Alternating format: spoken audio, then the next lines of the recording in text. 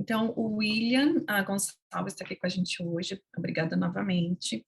O William, ele é psicólogo e professor, e ele está ligado ao espiritismo desde a sua adolescência. Ele é vinculado à Casa Espírita Em Busca da Caridade, em Juiz de Fora, Minas Gerais. E os seus trabalhos no espiritismo incluem artigos espíritas para jornais espíritas da cidade, como, por exemplo, o jornal do ID, o Instituto de Difusão Espírita de Juiz de Fora, a Revista Internacional de Espiritismo e o Jornal Ideal. O William tem seu canal de espiritismo no YouTube, chamado Na Luz do Espiritismo. Aí depois a gente pode passar para vocês também nos grupos, né, o canal do William, para ir acompanhando. E bem-vindo novamente, eu vou passar a palavra para você agora. Pessoal, bom dia para vocês que estão aí em Washington, boa tarde para o pessoal que está aqui no Brasil. Nós vamos pedindo, né, a autorização ao nosso mestre amigo Jesus para iniciarmos essa palestra, agradecendo a ele, a Deus e também a espiritualidade amiga por nos dar esta oportunidade, mais uma vez, de falar do Evangelho do nosso Senhor Jesus Cristo, através das mãos abençoadas de Kardec, do Evangelho segundo o Espiritismo, do capítulo Bem-aventurado os aflitos. Eu agradeço imensamente também o convite, espero poder colaborar nesta manhã e tarde com vocês. Meus irmãos e minhas irmãs, este é um tema extremamente necessário para a atualidade. Nunca se falou tanto em felicidade como agora. Depois do advento das redes sociais, criamos a expectativa de uma felicidade, buscamos ela constantemente. Eu costumo dizer que a nossa vida atual é uma busca constante pela dopamina, pelos neurônios que buscam, que nos traz a felicidade, o bem-estar. Buscamos, seja na forma física, seja no alimento, seja no excesso de dormir, nos filmes, nas séries, seja nos parques, seja nas festas. O ser humano, enquanto indivíduo encarnado, ele busca constantemente a felicidade. Não é à toa que Kardec nos presenteou com este capítulo, Bem-aventurados aflitos. Se formos analisar este capítulo do Evangelho segundo o Espiritismo, não sei se vocês já tiveram a oportunidade de observar, é o capítulo que tem mais itens. Está ouvindo, não? Sim. Capítulo 5 é o capítulo que tem mais itens. Justiça das aflições, causas atuais das aflições, causas anteriores das aflições, o esquecimento do passado, motivo de resignação, o suicídio e a loucura, bem e mal sofrer. E se a gente for avaliar todo o capítulo que Kardec traz para nós no Evangelho segundo o Espiritismo, Kardec vai brilhantar cada capítulo com uma passagem do Evangelho. E ao final do capítulo, ele vai trazer a instrução dos Espíritos. Curiosamente, em Bem-aventurados aflitos, Kardec traz mais de 10 itens com as instruções dos Espíritos.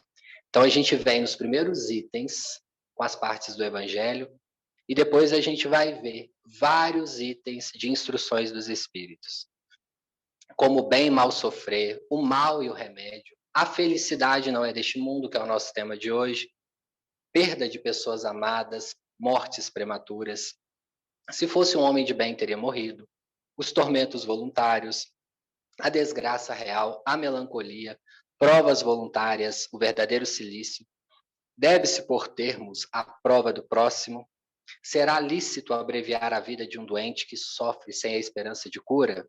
Sacrifício da própria vida e proveito do sofrimento dos outros. Olha que capítulo enorme para nós estudarmos. E é claro, hoje a gente tem só um item, mas todos os itens se conversam. Como eu estava dizendo no início, a felicidade é algo buscado constantemente. Todos nós que estamos aqui hoje, seja ouvindo essa palestra ao vivo ou depois gravada, nós temos algum interesse em vida além da vida. Nós já compreendemos a reencarnação ou a gente está, no mínimo, tentando compreender. Todos nós, independente eu também, que estou há mais tempo no Espiritismo, até hoje eu também tenho as minhas dúvidas, as minhas questões. Então, se você está começando hoje, bem-vindo. Você vai ter dúvidas aí pelos próximos 10, 20, 30 anos e está tudo bem. A dúvida nos faz crescer. A dúvida nos faz em busca. E a cada momento a gente descobre algo novo. Em todos esses anos, fazendo o Evangelho no canal, fazendo o Evangelho aqui em casa, Cada vez que a gente lê o Evangelho, a gente tem um aprendizado novo. Então, permita-se ter dúvidas. Se tem uma coisa que nós não podemos ter medo nessa vida, é de ter dúvidas e de errar. Eis o primeiro ponto que eu quero trazer aqui para termos felicidade. Não tenha medo de perguntar, de errar. Hoje a psicologia entende que a segurança psicológica em qualquer ambiente, ela vem no advento de poder errar. Quando eu tenho um ambiente propício a eu errar e reaprender, eu tenho maior nível de felicidade. A segurança psicológica, trazida hoje em dia aí pelos vários pesquisadores da psicologia, nos traz muito isso num ambiente de trabalho. Mas nós podemos também levar isso para um ambiente familiar, aonde às vezes os pais não dão espaços para os filhos perguntar, errar, ter medo. E aí nós vamos avaliar a nossa vida desde o nosso nascimento. Qual é o nosso primeiro contato com o mundo? O nosso primeiro contato com o mundo é o ar. O ar entra nos nossos pulmões e nos traz a dor. Todos nós temos dor ao nascer. Não lembramos, porque vai para o nosso inconsciente. São memórias que nós vamos apagando. Poucos de vocês que estão aqui devem ter memórias de 4, de 3 anos. As nossas memórias mais efetivas começam a partir de 5, 6, algumas pessoas 7. Nós vamos tendo flashes, mas chegamos até essa vida física com dor. O ar penetra nos nossos pulmões e damos aquele primeiro grito, o choro. Chegamos na terra chorando. Talvez já sabendo um pouquinho o que nos espera, né, meus irmãos e irmãs? Porque a nossa vida aqui é feita de desafios. Temos muitos momentos felizes, graças a Deus. Mas temos os nossos momentos de choro. E o choro naquele momento é contemplado. Curioso, o choro do nascimento e o choro do velório. O choro do velório nos traz a dor, as memórias, as situações que nós não vivenciamos com o nosso ente querido. O choro do nascimento nos traz a esperança. Ufa, meu filho nasceu, ou meu filho ou minha filha está vivo. Graças a Deus o parto deu certo. O choro naquele momento simboliza a alegria. E nós nos esquecemos que o choro, ele é neutro. O choro não simboliza somente a tristeza. Chorar é uma emoção cognitiva nossa, advento do nosso ser humano que nós somos, e chorar é específico da nossa espécie. Todos nós choramos. Não devemos ter medo de chorar. O choro é condenado na sociedade atual. Se vemos alguém chorar, imediatamente queremos amparar essa pessoa, confortar para que o choro pare. Queremos que a pessoa que esteja ao nosso lado não chore. O choro nos traz angústia, quando é algo extremamente necessário. Pesquisas indicam que durante um velório, aquelas pessoas que não choram, que não canalizam ou que não colocam as suas emoções para fora, têm até mais 70% chance de desenvolver uma depressão após perder o seu ente querido, o seu amigo, o seu animal de estimação. Chorar nos alivia, nos traz a liberação de algo que está angustiado. Como também é algo emocionante. Quem nunca chorou quando recebeu algo que estava esperando há muito tempo, quando formamos na faculdade, quando temos o primeiro filho? Quem nunca chorou quando recebeu aquela promoção na empresa que tanto almejava? O choro também nos traz a felicidade. Nós, que somos pais espíritas, temos uma grande responsabilidade com os nossos filhos. Kardec vai dizer no Livro dos Espíritos que é de extrema responsabilidade dos pais o cuidado dos filhos, o desenvolvimento psicológico, social, espiritual e moral dos filhos. Não é fácil, meus irmãos e irmãs, ter filhos. É um grande desafio. Certa vez as pessoas estavam me falando, eu tenho medo de ter o segundo filho por causa do dinheiro. Eu falei, não, por causa do dinheiro não precisa ter medo. Tenha medo e cuidado por causa do psicológico. O psicológico é o mais cuidado, é o que devemos ter mais cuidado com os nossos filhos, porque é um grande desafio. E aí nós levamos esse bebê para casa que chorou e chora mesmo os 40 primeiros dias. O bebê chora, ele quer o alimento, ele não está entendendo, ele acabou de sair de 9, 8 meses dentro de um útero quente, protegido, e ele é jogado ao mundo, desprotegido. A mãe vai amparando, vai acolhendo. Quando há amamentação, a criança ainda acha na simbiose que ela e a mãe são as mesmas pessoas. Vem o primeiro luto infantil, o luto da separação da mãe. Isso acontece ali por volta dos 10 meses, 11 meses, 1 ano. A criança começa a descobrir que ela tem um corpo, que ela é viva, que ela é outro ser, extenso à mãe. Quem nunca viu uma criança olhar as próprias mãozinhas e descobrir que tem mãos, que tem pés? E aí a gente vai observando aquele ser desenvolver o seu próprio cognitivo. As mães, às vezes, têm um pequeno luto nesse momento. A própria mãe vai falando, poxa, aquele ser que estava amamentando todo o tempo, agora já quer correr e engatinhar pela casa. São lutos pequenos que nós não vamos percebendo. São frustrações que nós não vamos percebendo, mas temos que perceber, porque isso nos torna seres humanos, subjetivos, individuais, pessoas com próprios pensamentos. E vamos crescendo. Quem não lembra, quem tem filho aí, lembrar do primeiro sorriso do filho. É extremamente comemorado. Nós aplaudimos, pedimos para rir de novo. E quando fala mamãe e papai pela primeira vez, a gente aplaude, quase morre de emoção. Mas é só a criança chorar ou se machucar que corremos na maior velocidade para amparar e estancar o choro da criança. Isso já fica registrado nas memórias infantis, que a felicidade é somente a emoção que importa nas nossas vidas.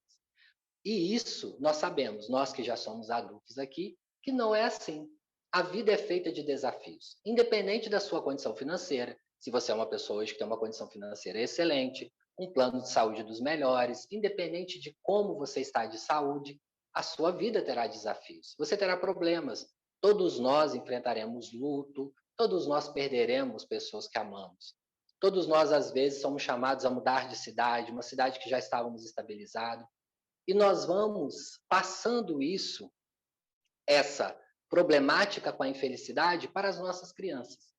Talvez nós que estamos aqui ouvindo essa palestra hoje, já estejamos no mundo há mais tempo, né, nesta encarnação, e nós temos que entender que essa geração que vem agora vai ter que ter um cuidado ainda maior com essas questões. Porque o reforço para eles, para as coisas banais, estão ainda maior. A tecnologia, o dinheiro fácil, enfim, a falsa ilusão de que podemos ter tudo na hora que queremos. E não é bem assim. Sabemos que nós, como espíritas, temos essa extrema responsabilidade com os nossos filhos, sobrinhos, netos, alunos, se formos professores. A gente pode e deve ensinar eles. Quando o filho chorar, por exemplo, é claro que nós não vamos deixar a criança chorando. Às vezes estamos no restaurante, na rua, no shopping. Quem nunca pegou aquela birra? Não é isso, meus irmãos. A proposta aqui é nós identificarmos, ensinarmos aquela criança que ela pode chorar sim, que ela pode demonstrar emoção e que ela pode também trazer essa emoção do choro através da fala, através dos jogos, do contato com a mãe e com o pai. Mas para isso é preciso que nós desenvolvamos algo muito importante na família: a comunicação. Comunicar é extremamente importante. Para nós que somos espíritas, uma proposta que eu sempre faço: o Evangelho no Lar pode ser um momento de grande comunicação na família. Para quem tem filhos, crianças e adolescentes, é um pouco complicado. As crianças não querem ficar paradas, não querem ficar ali conversando, mas a gente pode criar um jogo interativo, chamar eles para fazer o Evangelho e falar dessas propostas. Frustração. A vida é feita de frustração. No capítulo Bem-aventurados aflitos, tem o item: o suicídio e a loucura. Suicídio tem levado os nossos filhos, sobrinhos, netos, numa grande extensão. Hoje os níveis são alarmantes. E é claro, o autoextermínio é oriundo, em boa parte, pela desesperança da vida. Essa vida já não me traz mais nada de positivo. Eu sou infeliz. Eu não gosto de estar aqui. Em suma, nós não gostamos é da frustração de estar aqui. Porque estarmos aqui é atravessarmos um momento de frustração.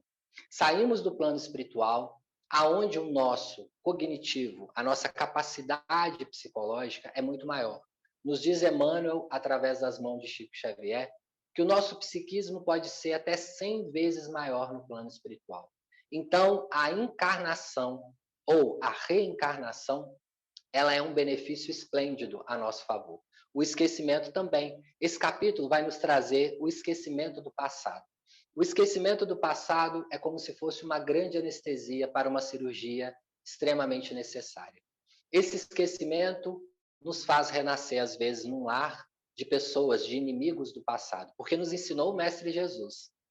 Perdoa o seu irmão enquanto você está a caminho com ele. Vá, busque, reconcilie. Muitas das vezes não fazemos isso e precisamos retornar a um lar de desafetos do passado. O que seria de nós, meus irmãos, se não tivéssemos esse esquecimento? Esse esquecimento que nos faz entrar naquela simbiose com a nossa mãe e com o nosso pai quando somos bebês. Somos um e um nos tornamos na família. E a partir daí vamos desenvolvendo o nosso cognitivo. O esquecimento do passado é um grande benefício que temos para brindar as nossas reencarnações.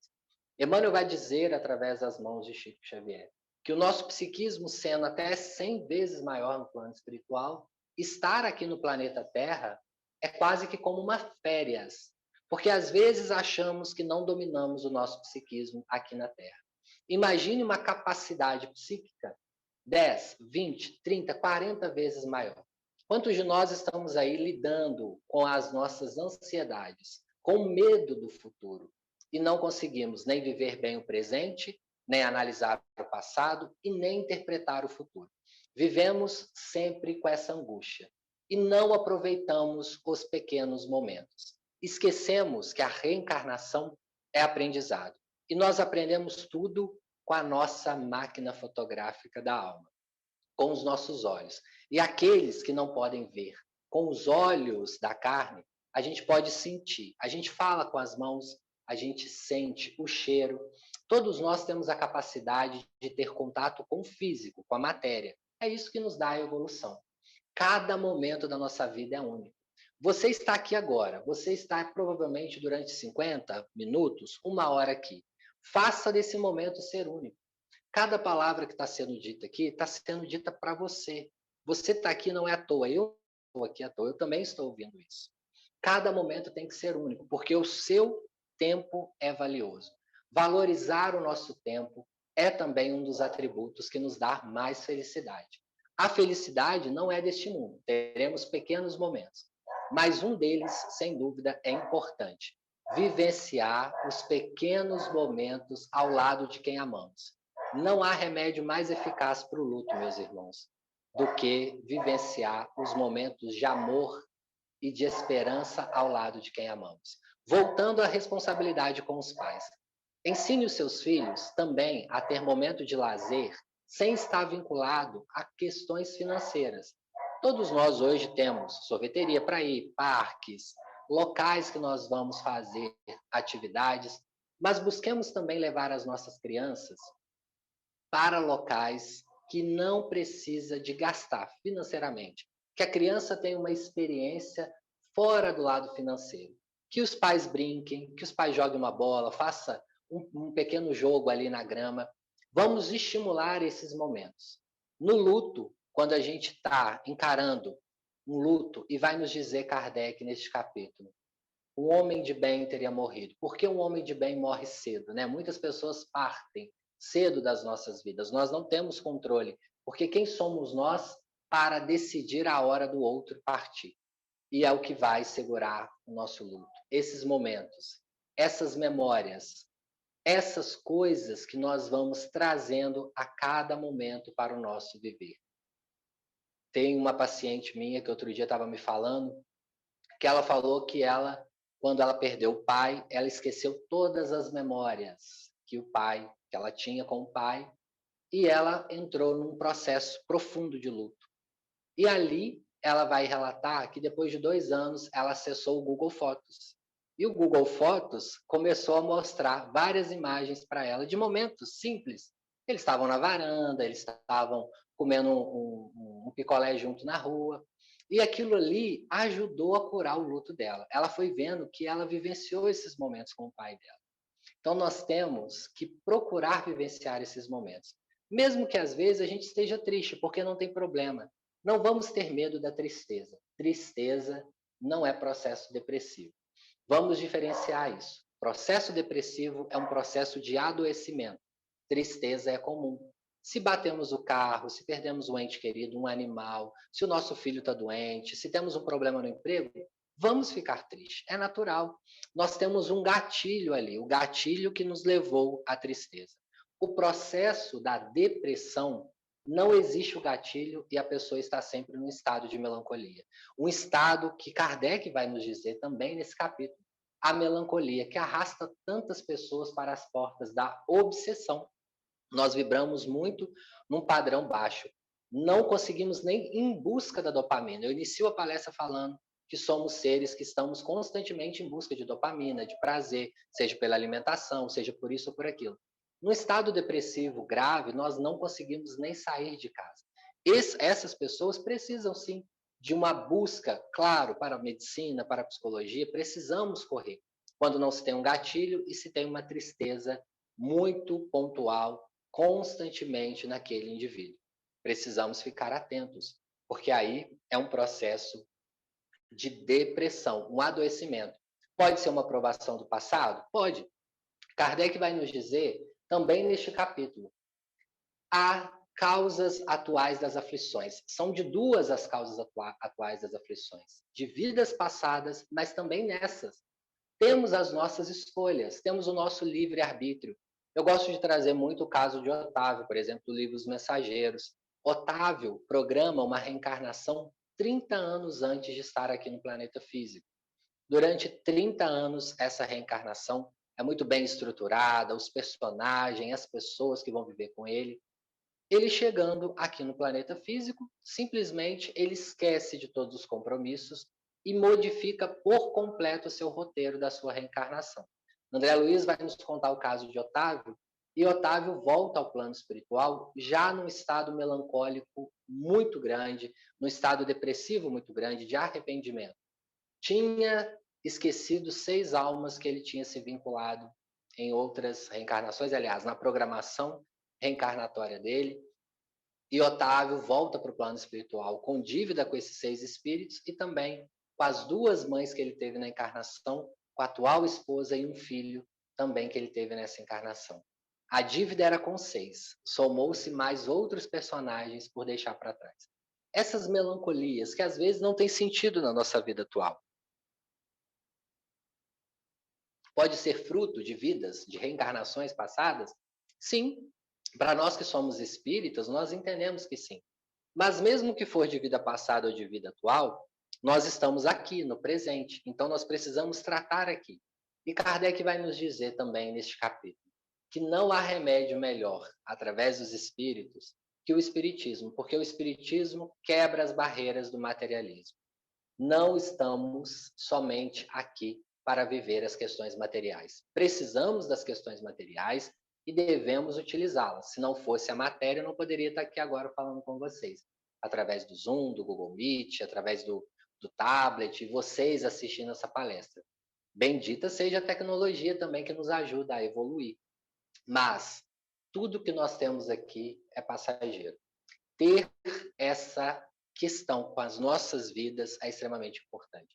E aí nós já vamos entrar para falar das questões materiais. As questões materiais que muitos de nós colocamos também para a felicidade. A felicidade. A felicidade eu só terei quando eu tiver o meu carro novo, ou a minha casa, ou o meu apartamento, ou quando eu estiver ganhando 2 vezes, 3 vezes mais. Meus queridos, assim como quando somos crianças, os brinquedos não passam muito tempo e nós jogamos eles de lado, as coisas materiais também, em muitos aspectos. Às vezes buscamos aquele apartamento, o nosso primeiro apartamento, a nossa primeira casa. E quando temos, ficamos felizes, mas é uma felicidade passageira. Vai passando-se o tempo, queremos outras necessidades. Ah, esse apartamento já está pequeno, agora eu já tenho mais filhos, mais animais, eu não posso, eu quero outro. E tá bom, a gente tem que ter, sim, perspectivas, mas nunca colocar a nossa felicidade na matéria. A matéria nos faz ter possibilidades, e é claro, o lazer. O lazer é extremamente importante, o descanso. Nós vamos colocar aí também o descanso como uma das polaridades aí para a nossa felicidade, um pouco mais de felicidade.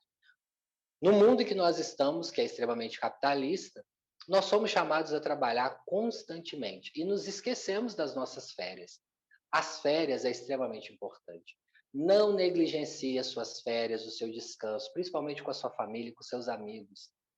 Se organize, tente viajar, tente sair um pouco da sua rotina, Busque locais, não precisa ser locais caros, que você descanse, que você tenha mais tempo de ficar com seus filhos, dar carinho, porque lembra que a gente falou que é através da câmera da nossa alma, dos nossos olhos, é através desses momentos pequenos, às vezes, uma ida à praia, uma ida ao sítio, a um campo, que nós vamos registrar.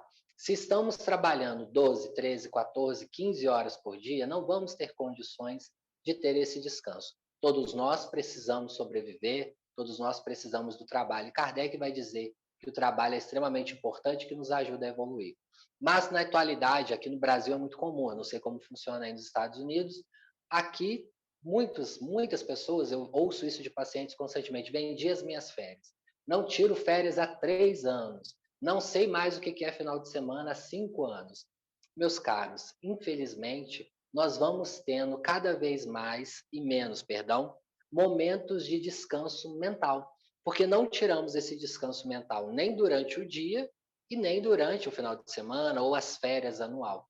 Nós precisamos. E é claro, como que a gente descansa a mente? Né? Se a nossa mente está sempre atribulada, vendo as coisas.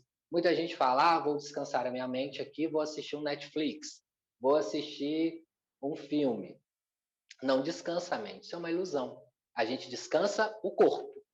A mente está ligada, ela está lá registrando as informações, ela está pegando o que está acontecendo com o filme, com a série.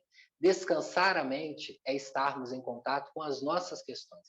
É tirarmos um momento para refletirmos, para dar uma digestão.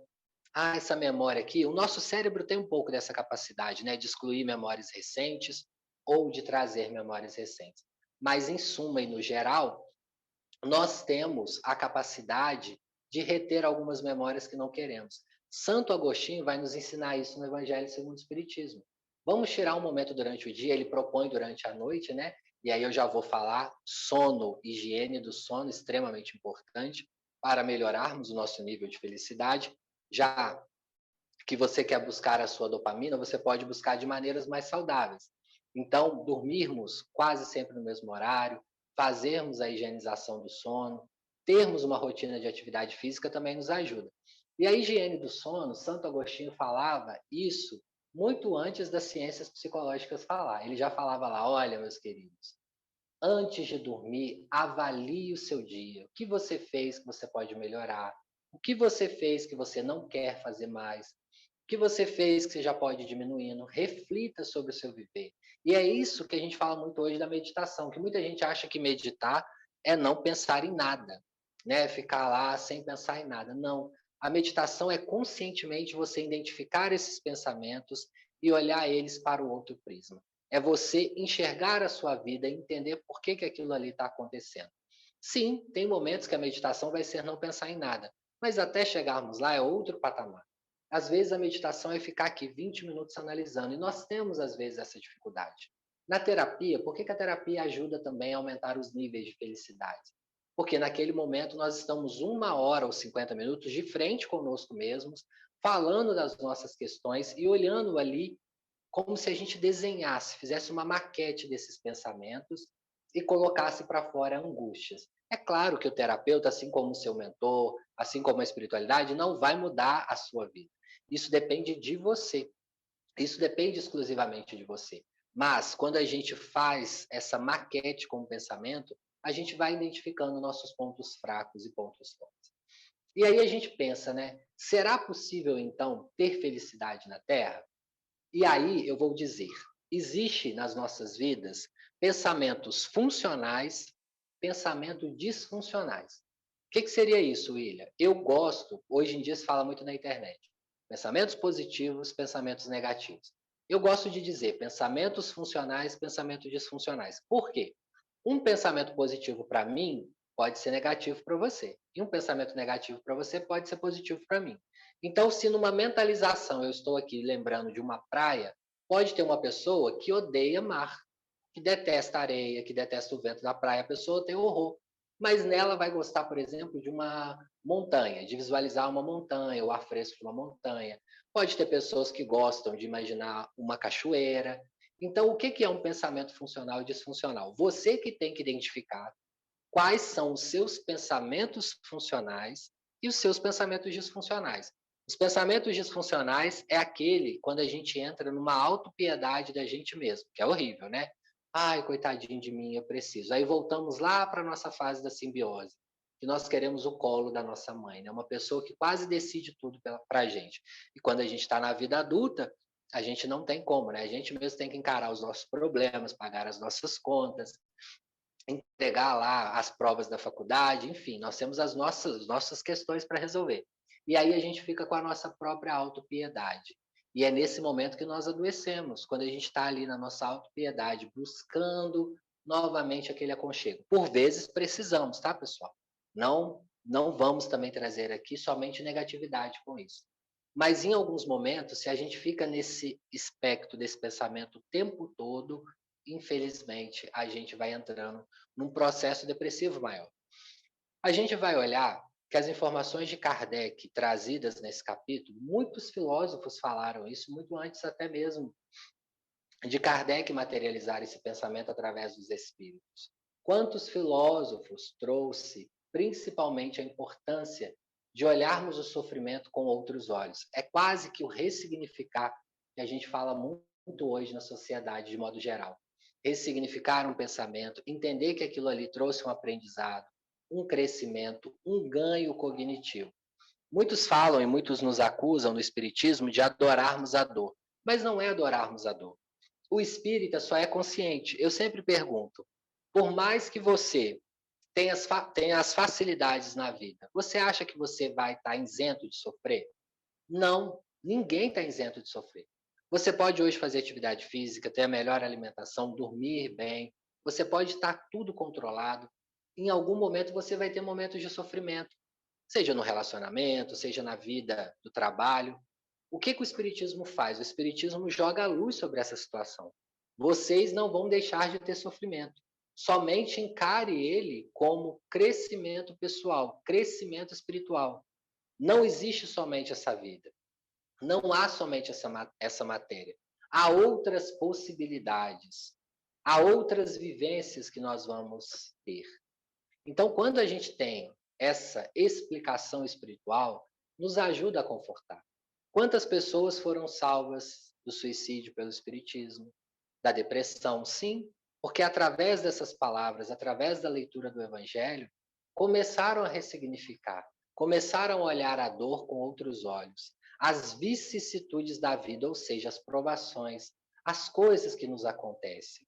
Vamos aprender a respeitar quando vem algo, porque a gente não pode, infelizmente, parar a vida. Então, quando vem algo de problemático, a gente tem que entender. Olhar a vida por esse prisma é muito bom pelo lado espiritual.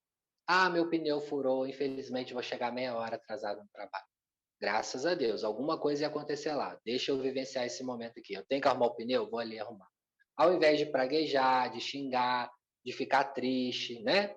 Ah, perdi meu voo. Infelizmente vou ter que ir amanhã. Tá tudo bem, não era para você ir nesse voo. Quando a gente vai olhando a perspectiva da vida com outros olhos, a gente vai tendo menos níveis de ansiedade.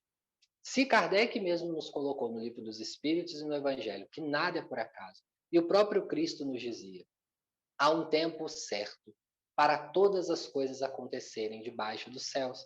Há tempo de plantar e há tempo de colher. Por que nós vamos brigar? É claro que isso não nos deve colocar como pessoas negligentes com o horário. O horário é esse, devemos cumprir, porque se não tiver o horário, não tem a disciplina. Porém, quando nós fazemos de tudo para chegar no horário, estamos com a nossa consciência tranquila e não dá certo, pegamos um trânsito, chove, engarrafa, enfim, acontece coisas que não estão no nosso roteiro, aí nós temos que ressignificar. É esse momento, ao invés de trazermos essa angústia, de trazermos aquela sensação que eu costumo dizer de um vômito de angústia. Ai, por que isso aconteceu? Isso acontece comigo? Coisas ruins, coisas negativas, a gente fica ali naquela repercussão negativa da coisa, sem entendermos que às vezes há uma programação ali por trás. Às vezes não há também e está tudo certo. Entender, meus irmãos, que a felicidade ela é para todas e todos que estão aqui na Terra. Mas ela é algo que não vai estar constantemente conosco. 100%? Não, não é. Porque Jesus vai nos informar isso. A felicidade não é deste mundo. Vou ler aqui agora o nosso item de hoje, só para a gente não não passar batido com ele.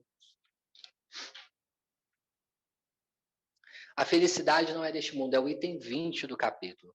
Não sou feliz, vai dizer. A felicidade não foi feita para mim. Geralmente, o homem exclama isso em todas as posições sociais.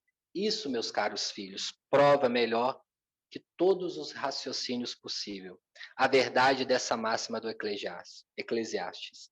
A felicidade não é deste mundo. Com efeito, nem a riqueza, nem o poder, nem mesmo a flórida juventude são condições essenciais à felicidade. Eu digo mais, nem mesmo reunidas essas três condições desejadas, porquanto incessantemente se ouvem, no seio das classes mais privilegiadas, pessoas de todas as idades se queixarem amargamente das situações em que se encontram. Diante de tal fato, é inconcebível que as classes laboriosas e militantes invejem com tanta ânsia a posição das que parecem favorecidas da fortuna. Neste mundo, por mais que faça, cada um tem a sua parte de labor e de miséria, sua cota de sofrimento e de decepções, de onde facilmente se chega à conclusão de que a terra é um lugar de provas e expiações. Assim, pois, os que pregam que ela é a única morada do homem e que somente nela e numa só existência é que lhe cumpre alcançar o mais alto grau de felicidade que a sua natureza comporta, iludem-se e engana os que os escutam, visto que demonstrado está por experiência arquissecular que só excepcionalmente este globo apresenta as condições necessárias à completa felicidade do indivíduo. Em tese geral, pode afirmar-se que a felicidade é uma utopia, a cuja conquista as gerações se lançam sucessivamente, sem jamais lograrem alcançá-la. Se o homem ajuizado é uma raridade neste mundo, o homem absolutamente feliz jamais foi encontrado. Antes de passarmos para próximas leituras, ressaltando aqui a minha experiência como terapeuta, como psicólogo. Eu atendo pessoas aqui no Brasil, tanto que ganha muito pouco, né, um salário mínimo, que é uma condição mínima aqui, até pessoas que ganham muito dinheiro, tem empresas e tudo mais. E é curioso que as reclamações são muito parecidas entre um e outro. O que ganha um salário e o que ganha lá os seus 100 mil por mês. O que ganha 100 mil tem todas as possibilidades, mas aí não tem a disposição, às vezes, não quer viajar, não quer fazer nada.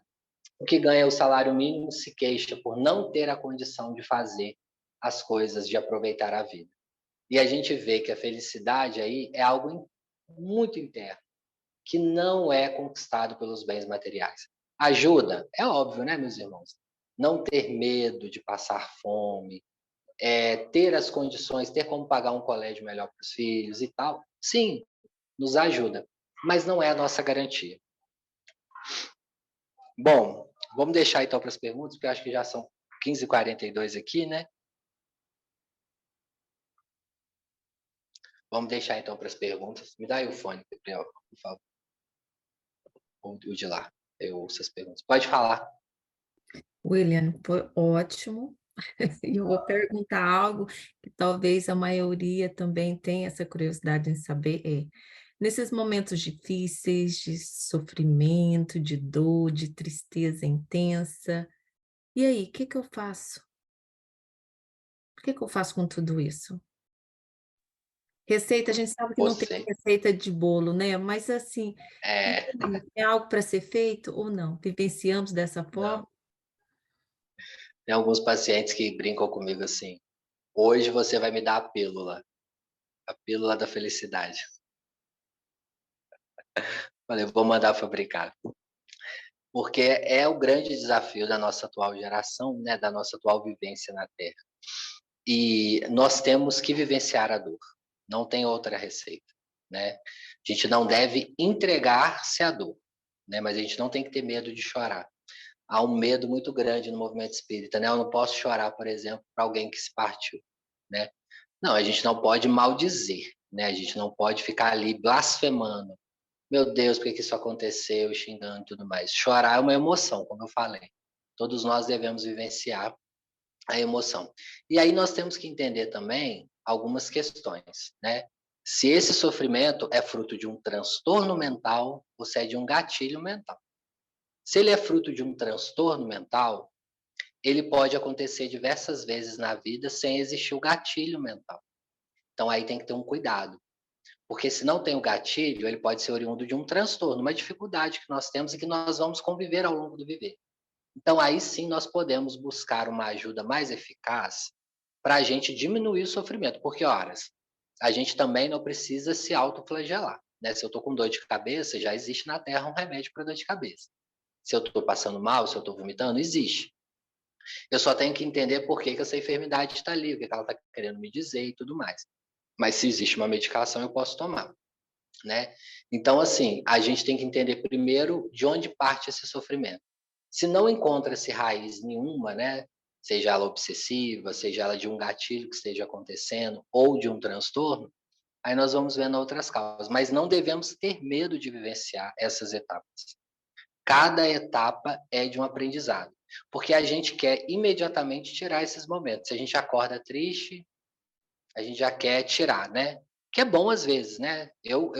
Por exemplo, eu não gosto muito de vivenciar a tristeza. Então, eu tenho em mim, o que eu fiz? Na minha análise pessoal, eu já comecei a identificar que é um momento que eu não gosto, que eu não produzo. Se eu acordar e estiver triste, eu não vou produzir como eu estiver feliz. Então, o que eu faço? Eu já tenho em mim, consoantes, coisas que me deixam, que animam o meu humor durante o dia. Então, ou seja, uma atividade física, fazer uma prece, fazer a meditação, colocar uma música que eu gosto. Então, aí me ajuda a aumentar os meus níveis de humor, para aí sim eu conseguir atender um paciente, por exemplo, né? Porque se eu tiver uns níveis de humor baixo, até para eu atender um paciente é ruim. Então, eu vou tentando canalizar e trazer esses objetivos assim de não deixar cair. Agora, tem vezes que eu não consigo, né? Tá tudo certo. Aí eu vou e ultrapasso esse dia, porque eu sei que vai passar, né? Como nos diz Chico Xavier, que tudo passa. Obrigada, William. Obrigada. Obrigada. De nada. Então, agora eu vou abrir para mais perguntas. Se vocês tiverem alguma pergunta, por favor, ou abram o microfone ou levantem a mãozinha para a gente dar uma olhada.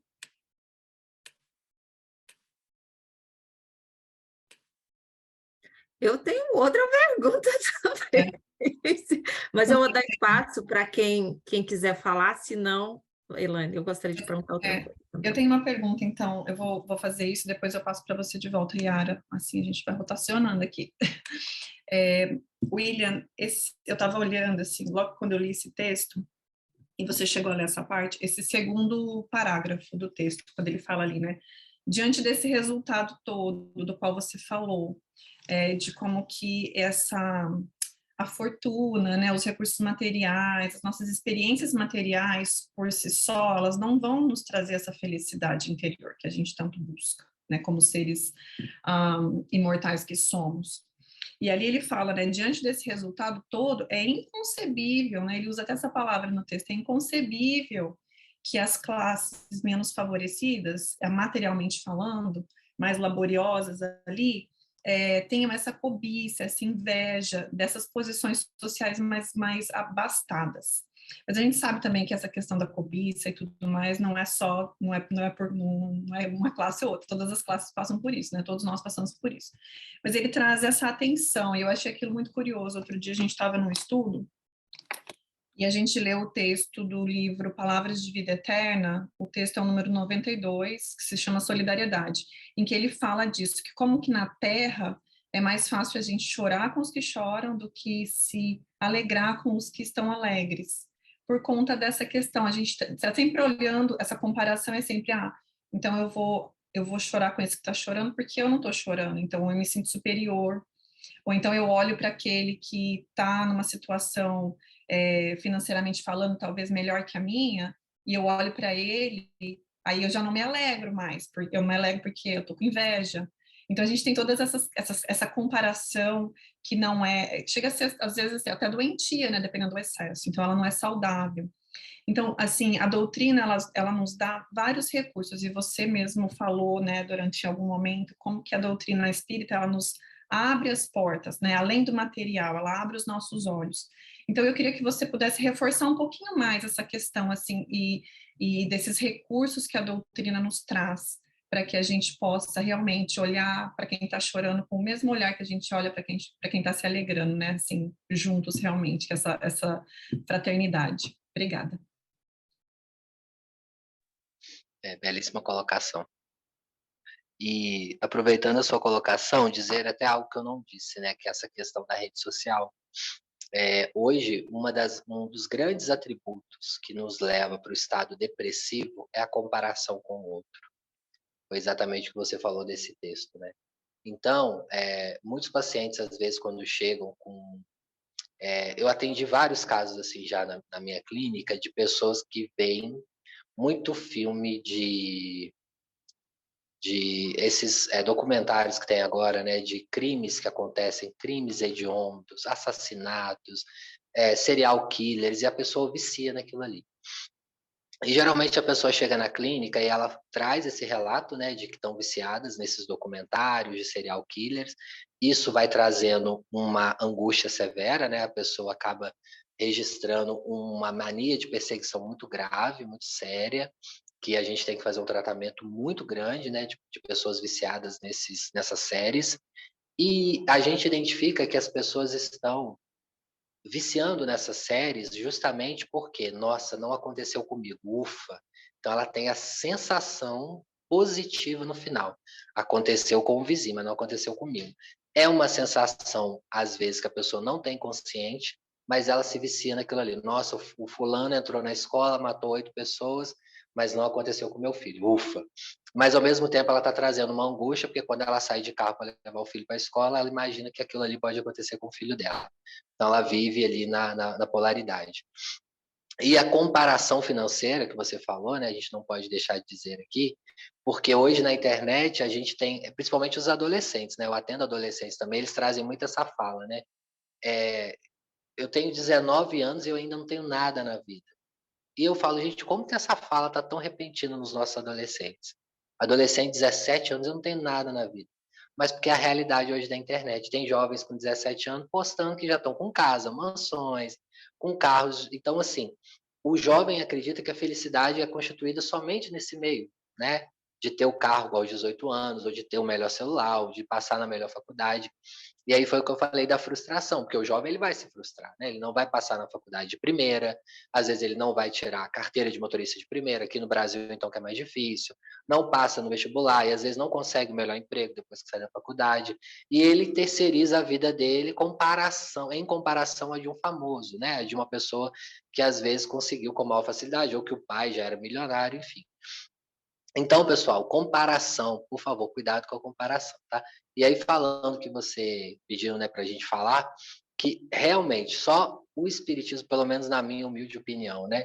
Quando eu leio os textos do Espiritismo, assim, e olha que eu estudo várias religiões, tá? Já estudei budismo, Vedanta, já me interessei muito, né, pelo catolicismo, tive a oportunidade de cursar teologia, e realmente, o Espiritismo, os textos do Espiritismo é o que nos livra dessa angústia, né? Porque a gente, todos nós temos essa fragilidade.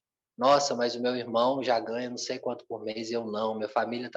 Minha vida tá tão parada. Ou nossa, eu não consigo ter o sucesso que o outro tem.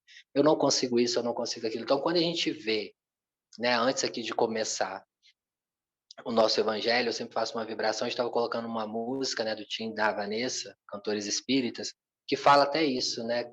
Como saber quem eu fiz sofrer no passado, né?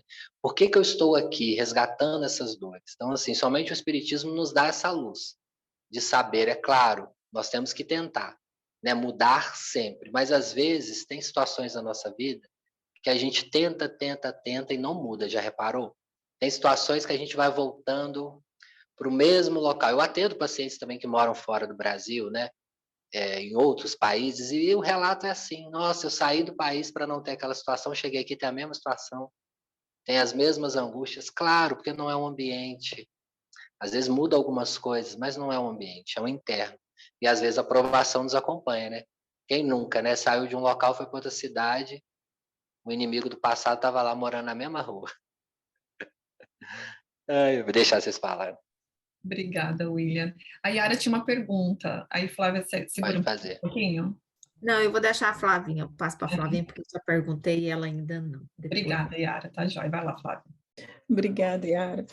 Então, você falou sobre resignação, né, William? Você não usou essa palavra, mas você disse que a Terra é um planeta de provas e expiações, e é muito normal que aqui hajam situações difíceis, complicadas, e o tempo todo, e que isso compromete a ideia, inclusive está no Evangelho, ou chega a ser utópico a ideia de que nós vamos alcançar a felicidade plena nesse planeta, ok. Então, tá, a resignação é algo que nos faz bem, que nos traz saúde emocional e mental, porque nos tira daquele estado de revolta ou de inaceitação diante de um problema. Mas aí a minha pergunta, quando é que a resignação deixa de ser algo positivo, que traz esse alento, essa confiança, e passa a ser algo negativo, que aliás até muda de nome, se torna comodismo, que aliás muitas vezes isso é confundido, tanto para quem começa a iniciar a doutrina espírita, quanto está de fora. Então a minha pergunta é, quando a resignação deixa de ser resignação e se torna comodismo, que vai comprometer a construção dessa felicidade também, né? Uma coisa que eu mais observo na clínica, que traz infelicidade às pessoas, é o arrependimento de não ter feito algo, né? Então a pessoa às vezes tinha todas as possibilidades, tinha uma idade boa, tinha energia, e por uma bobeira a pessoa não quis fazer. E aí eu falei hoje do esquecimento do passado. O esquecimento do passado é um benefício para nós enquanto encarnados, mas também é um desafio, porque se nós não lembramos do passado, né, nós não sabemos, assim, a nossa programação reencarnatória 100%. Às vezes o mentor vem e dá até um pitaco, né, não vai por esse caminho aí não, mas tudo bem. Quando você fala que a resignação pode trazer uma paralisia, pode, em alguns momentos pode. Então eu sempre falo, tenta mais de uma vez. Igual tem paciente que me fala, será que eu vou passar em concurso público? Eu falo, você não vai saber se você tentar só uma vez, né? Tenta pelo menos 3, 4 vezes e ora. Tentou 5, 6, não passou, aí tudo bem, mas pelo menos você tentou, você não vai se arrepender depois. Uma das maiores motivos de angústia, eu posso garantir, é arrependimento. Não fiz isso, não fiz aquilo. Queria ter tido filho 10 anos mais nova, não tive. Então, assim, a gente tem que tentar. Eu sempre falo, tenta várias vezes. Olha, teve o caso agora do Brasil, da Cláudia Raia, não sei se vocês ouviram. Cláudia Raia está grávida aos 50 e poucos anos. E eu achei curioso no caso dela, porque ela tentou de maneira artificial e não deu, e aí ela foi e conseguiu de maneira natural. Até que ela fala, né, na visão dela que foi Deus que mandou, etc., que eu acho que ela é católica. Ali pensa se depois que ela tentou aquele método artificial ela tivesse parado, né? E aquele espírito teria que vir de qualquer maneira, né? Ou seja, aos 55 anos ela engravidou, provavelmente é um espírito que precisava vir nesse momento por ela para aprender algo, e ela não desistiu. Né? Pensa se ela tivesse parado ali, chegado no plano espiritual, o espírito falar, poxa vida, mais um pouquinho, mais uma tentativa eu iria vir, né? Então, eu acho que é mais ou menos esse o caminho, é tentar, tentar e tentar, né? Quantas pessoas hoje em dia tem, né? Quantas pessoas estão começando faculdades aos 50, 60 anos, formando, né? Indo trabalhar. Então, assim, desculpa para isso nós não temos, né? De maneira nenhuma. Obrigada. Eu acho que a gente pode ter mais uma pergunta. Dá tempo de fazer mais uma. Mais Tá alguém? bom. Yara, acho Oi. que você pode... A a Rosana, Rosana, vai lá. né? Vai lá, Rosana. Obrigada. Bom, eu sou super nova em tudo, a primeira reunião, e com o Espiritismo também, eu estou sendo apresentada ao Espiritismo recentemente, e minha irmã é espírita, e ela me visitou aqui, me trouxe os livros, né, do Evangelho e do Livro dos Espíritos, então eu estou começando a estudar um pouco, né. A minha pergunta seria, vou tentar resumir, porque eu acho que a gente não tem muito tempo, mas eu passei uma perda muito grande recentemente do meu filho, do meu bebezinho, e então, assim, existe o trigger, né, que o William falou, então, porque assim, tem 5 meses que aconteceu, então, 4 meses. E assim, agora, recentemente, eu estou preocupada com a depressão, né, assim, preocupada que eu falo assim, tentando estar alerta a sinais que possam estar levando à depressão, mas é muito difícil separar a tristeza do luto com os sinais do que seria uma depressão, porque existe motivo, então não é uma coisa que eu estou aí triste sem motivo, mas até que ponto que eu, sabe assim, consegui definir essa linha aí, ó, bem, esse limite aí, muito, muito fino aí de tentar entre o luto e a depressão, sabe? Eu acho que minha pergunta seria relacionada com isso. Excelente pergunta. O seu desafio, assim, você ainda está no luto, né? Como profissional, eu já identificaria você no luto, porque é muito recente. O luto, ele não tem um tempo correto ou certo, assim, para... Eu costumo dizer até que luto de filho, ele é algo que vai ao longo da vida, né? Sempre você vai lembrar. Sempre você vai lembrar desse ponto trágico, né? E aí a gente tem que esperar realmente passar um tempo. Com a minha prática clínica, eu observo que depois de um ano e meio, não que a pessoa pare o luto. A pessoa tem uma diminuição nos sentimentos mais aflorados. Então, eu acho que seria hábil você esperar esse tempo. Mas uma grande questão, assim, talvez o que mais me chama atenção na depressão é que a depressão ela vai cortando a nossa habilidade social. Então, um dos grandes pontos que você pode observar é isso, assim, quando a gente deixa de ir no restaurante às vezes, ou de ir num local que a gente gosta, ou quando a gente começa a perder o prazer pelas coisas que a gente tinha antes, né? Fazer uma viagem, arrumar a nossa casa, ouvir uma música. Então, esse é um alerta, né? Porque o luto, em suma, ele não tira muito essa vontade. Pode até tirar, obviamente, nas primeiras semanas, né? Ninguém acaba de perder um filho e vai ouvir uma música feliz, ficar lá ouvindo. Não. Mas depois, com o tempo, você vai, por exemplo, ouvir uma música feliz e conseguir chorar lembrando dessa situação. Então, é um ponto de alerta, porque não tem como a gente, como a nossa irmã falou, não é uma receita de bolo. Não tem como eu falar que é meses, anos, mas ele vai se prolongar um pouquinho, né? Até você ressignificar isso de maneira geral. O luto de filho, né? Principalmente que eu acho que é o maior luto que a gente enfrenta, quando um pai ou uma mãe perde um filho, a gente vai, na verdade, reconstruindo a vida, mas é como se essa alminha, né, que veio, que foi embora, fica sempre ali, né, trazendo uma lembrança. Mesmo que volte, né, mesmo que ele tenha a oportunidade de voltar, né, na sua família e tudo mais, esse momento aconteceu e foi algo muito doloroso. Então fique atenta só nesses sinais, né, nesses sinais assim, tô perdendo o prazer de fazer as coisas que eu fazia antes, de fazer atividades que eu fazia antes, porque isso talvez possa te ajudar bastante aí nessa construção. Obrigada. A gente chegou no nosso horário, então eu vou agradecer a presença de todos, muito obrigada. Passa rapidinho, né? E a gente vai assim, cheio de perguntas e comentários, mas a gente pode continuar conversando offline no nosso grupo também. E obrigada, William, obrigada ao Gabriel, que estava aí te assessorando. Eu acho que realmente trouxe para a gente muita luz, né? Muita orientação, assim, porque a gente sabe que cada tema toca no coração de cada um de nós de uma forma. Então, que cada um possa ir para casa realmente com isso e trabalhar nessa questão, assim, o que nos tocou, o que faz sentido para a gente. E, William, eu gostaria de te convidar para fazer a oração final. Você poderia? Aí a gente fecha. Muito obrigada. Vamos trazer um pouco Jesus no nosso pensamento. Nem todos aí podem fechar os olhos, né? Eu vi com a nossa irmã da Divina Carmo, mas se conseguir também, vamos trazer Jesus no pensamento. Trazer ele da forma que nós conhecemos o Mestre amigo, para nós recebermos um pouco das vibrações finais desse trabalho.